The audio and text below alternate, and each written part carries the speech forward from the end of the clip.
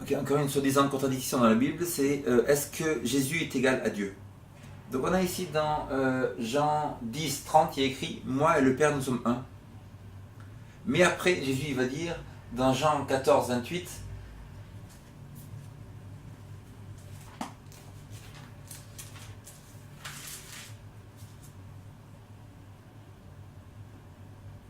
vous avez entendu dire que je vous ai dit, je m'en vais, je reviendrai vers vous. Si vous m'aimiez, vous vous réjouiriez de ce que je vais au Père, car le Père est plus grand que moi. D'un côté, Jésus il dit que le Père et moi nous sommes un. Et de l'autre côté, il dit que le Père est plus grand que moi. Est-ce une contradiction? Non. C'est que Dieu est un. Il est écrit dans Deutéronome 6, 1, voici, ô Israël, ton Dieu est un Dieu. Mais le mot en hébreu, c'est Ehad. Ehad, ça veut dire un en unité. C'est pas une personne. En unité, ça veut dire que Dieu est un et pas une personne.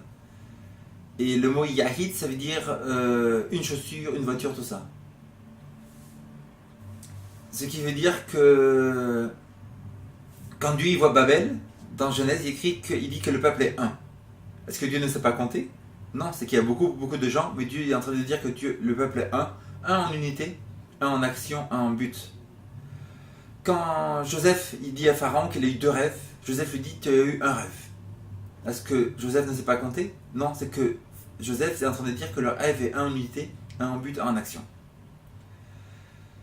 Par exemple, Obama il a des filles.